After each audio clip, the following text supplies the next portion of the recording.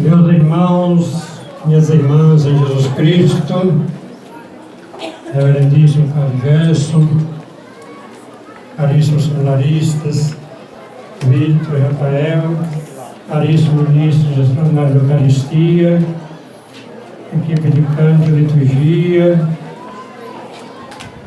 todos que se dedicaram na preparação dessa missa, para que fosse celebrada com toda a dignidade possível, romeiros e romeiras de Nossa Senhora de Lourdes, todos que vieram nessa tarde bonita para esta Eucaristia. Quando estávamos vindo para cá, eu murmurava com os meus companheiros no carro, mas é longe. O padre foi encontrar essa gruta no fim do mundo. Mas chegando aqui, me surpreendi com a escultura natural dessa gruta e a beleza dessa paisagem. Um templo que Deus mesmo pintou para que aqui fosse venerada a sua mãe, Nossa Senhora, sob o título de Nossa Senhora de Lourdes. E aqui, nesse lugar, os fiéis viessem alimentar a sua fé, rezar, ouvir a palavra de Deus, renovar a vida, suplicar a Deus as bênçãos que todos necessitam. E esta multidão que veio hoje participar da missa é um sinal de fé, da fé de vocês. E essa fé contagia, anima até o bispo quando chega aqui. Certamente todos, quando chegam aqui, se sentem mais animados na fé, porque Deus nos surpreende. E a surpresa de Deus sempre nos encanta e nos enche de graça. E a descoberta dessa gruta é uma surpresa de Deus. Não sei como é que começou a ideia de celebrar aqui, de trazer mais Nossa Senhora de Lourdes, mas que foi uma surpresa muito bonita. E todos que chegam aqui, eu imagino, querem voltar para rezar, para pedir as bênçãos de Deus, não é verdade? E nós estamos na Quaresma. E Quaresma é um tempo muito especial de oração, de reflexão, de escuta da palavra de Deus, de penitência para nos livrar dos nossos pecados, das nossas culpas, receber de Deus o seu perdão misericordioso. E nesse tempo de Quaresma, vamos nos preparando para a Páscoa do Senhor. E as leituras que nós ouvimos do livro do Gênesis, a vocação de Abraão. Abraão vivia lá no seu cantinho, sua terra natal, cuidando do seu rebanho com os seus familiares. E Deus olha para Abraão e diz: Abraão, sai da tua terra e vai para uma terra que eu vou te mostrar. Mas Abraão não sabia que terra era esta, distante. Mas Abraão experimentou um grande amor de Deus. Porque Deus, quando olha para alguém, o seu olhar é de amor. E o amor de Deus toca no coração.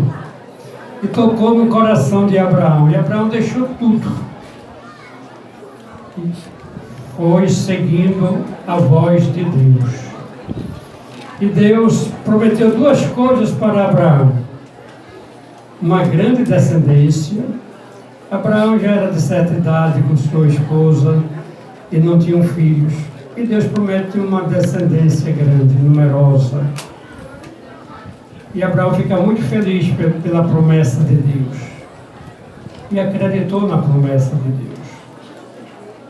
E Deus prometeu também uma terra boa, que ele pudesse criar o seu rebanho, produzir o alimento necessário. Era o sonho naquela época de qualquer pessoa humana. Ter uma família numerosa e ter uma terra boa.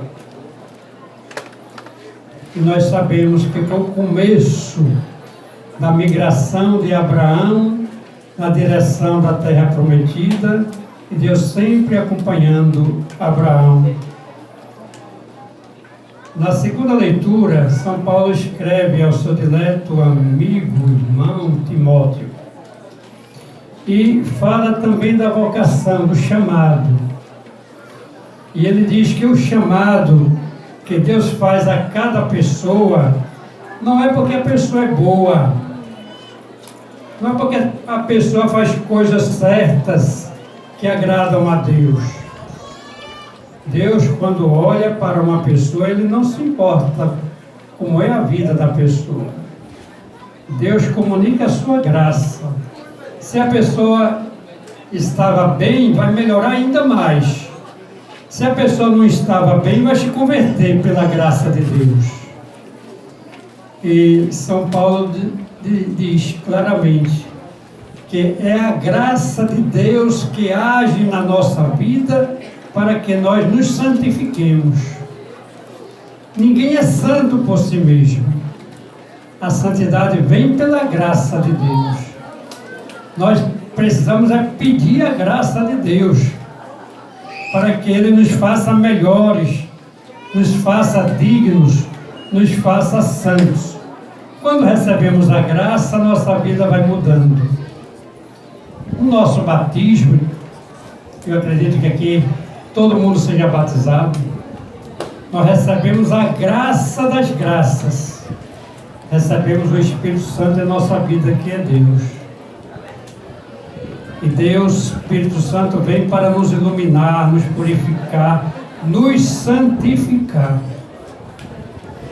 Essa é a graça divina que vai agir em nós para que sejamos discípulos de Jesus Cristo, seus seguidores, e cresçamos na santidade. Nós devemos ser santos porque Deus é santo. Quem tem Deus no coração é santo. Porque Deus não pode ficar num coração que não seja santo. Quando Deus toca, a pessoa se santifica. Tocou em Abraão, e Abraão, obediente, foi se santificando. Tocou no apóstolo Paulo, que era um grande pecador e perseguidor da igreja. Paulo se converteu, se tornou um apóstolo do Senhor. Tocou na vida dos santos, de São Francisco, que era um boêmio, e se converteu. Santo Agostinho, que era um que não tinha fé, e precisou a mãe rezar a vida toda pela sua conversão, mas no final ele se converteu. Foi um grande santo de Deus, um dos maiores pensadores do seu tempo. E assim por diante. Santo Inácio de Loyola era um soldado que queria só glórias humanas e vivia aprontando de toda forma. E depois de um acidente que ele teve numa guerra, foi ferido, e daí veio a conversão e a mudança de vida. Se transformou num soldado de Cristo, da companhia de Jesus que ele fundou. E assim todos os santos, muitos eram grandes pecadores e se converteram pelo toque de Deus, da graça de Deus. Assim somos nós. Então nós devemos rezar sempre, pedir a Nossa Senhora de Lourdes que nos dê a graça da santidade, da conversão, para que cresçamos na nossa fé. O Evangelho de hoje é o Evangelho da transfiguração do Senhor. O Senhor foi com os discípulos ao monte. O monte é sempre o lugar da revelação de Deus. A gente diz, uma palavra da nossa igreja, é uma teofania. Deus é Teos. Epifania, manifestação. No monte é o lugar da manifestação de Deus. E quando eu penso no monte da transfiguração do Senhor, eu penso nesse monte aqui, da gruta de Nossa Senhora de Lourdes. Jesus foi rezar no monte e se transfigurou diante dos discípulos. Nós estamos aqui rezando, e essa oração deve nos transfigurar, mudar a nossa vida. Certamente em cada um de nós tem coisas que precisam mudar, precisam serem transfiguradas. Se ainda não estamos sendo pessoas de fé, é momento da nossa fé se fortalecer. Se não somos pessoas pacificadoras, fraternas, amigas, é o momento de começarmos a ser mais pacificadores, amigos, fraternos uns com os outros. Se alimentamos o nosso coração rancor, ódio pelo outro, pelo irmão, pelo próximo, é hora de arrancar do nosso coração esses sentimentos negativos e nos transfigurar pela graça e pelo poder de Deus.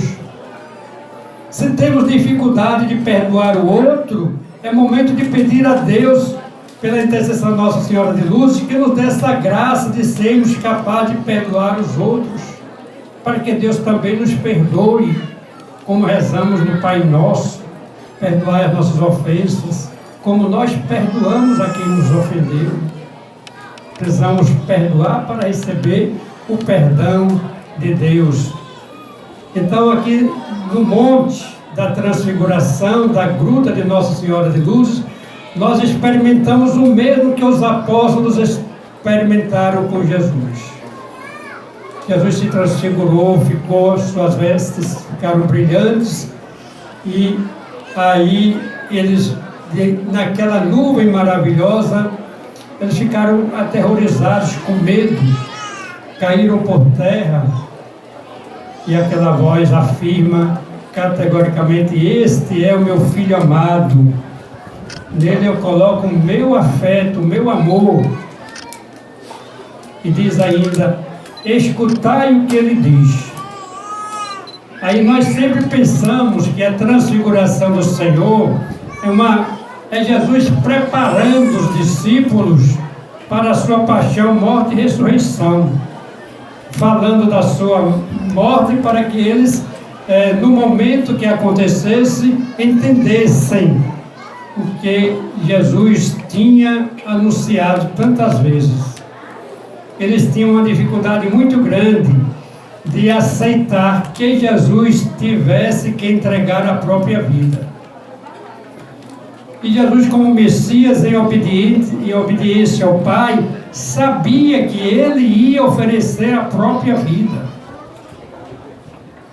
E eles não queriam de forma alguma que Jesus se entregasse nas mãos dos homens para ser preso, morto e depois vencesse a morte. Por isso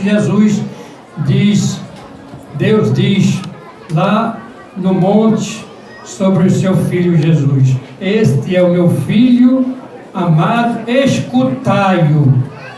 Escutar Jesus é para nós vital, muito importante. Mas escutar o quê? Escutar que Jesus estava dizendo já várias vezes, e ele não tinha entendido, que ele ia ser morto e ressuscitar. Escutar que para seguir Jesus a pessoa tem que aprender a dar a vida, a se imolar. Escutar Jesus é entender que o amor está acima de tudo, e que o mandamento divino, amai-vos uns aos outros, vale sempre. Não é só quando as coisas estão dando certo. Também nos momentos mais difíceis, o amor deve estar acima de qualquer coisa. Por isso, ser discípulo de Jesus Cristo, segui-lo, escutá-lo, é ser capaz de renunciar a si mesmo, tomar a sua cruz para segui-lo. E não é fácil seguir Jesus assim. Mas tomar a cruz é o quê? É aceitar o sofrimento da vida. O sofrimento aparece na vida de todo mundo. É uma doença, é um problema de coluna, é uma dor de cabeça, é uma dor de coluna, é pressão alta, é diabetes, é não sei o quê. Doenças são centenas que estão por aí, cada um tem uma, duas, três ao mesmo tempo, né? Então, é cruz que temos que assumir. E temos que, apesar dessas coisas, seguir Jesus. A cruz é a família, as preocupações da família, os problemas da família, que são tantos, dos filhos, dos netos, são as perdas da vida da gente, mortes, coisas que não estavam programadas e acontecem, um acidente, lá vai alguém com muita dificuldade, hospitalizado e assim por diante. Ou outra doença que leva para o hospital, que não tem cura. São cruzes. É o problema do nosso mundo hoje, com tanta violência, com drogas que vai afetando as pessoas, as famílias, criando tantos problemas para as pessoas. São certos fenômenos que acontecem de repente numa parte do mundo, é terremoto, é guerra entre Ucrânia e Rússia, é chuva demais que faz com que as pessoas fiquem soterradas em São Paulo. E todas essas coisas nos afetam, causam pavor, preocupação e a sobrevivência nesse mundo aí com a inflação alta, as coisas dinheiro pouco e tudo custando mais caro e a vida difícil. São cruzes que nós temos que enfrentar, saber carregar sem perder a fé, sem perder a esperança e saber que Deus está acima de tudo e que Ele sempre estende a sua mão protetora para nós, para nos defender e nos proteger. Ele quer sempre nos dar uma mãe. E mãe tem aqueles sentimentos bonitos de se preocupar com os filhos.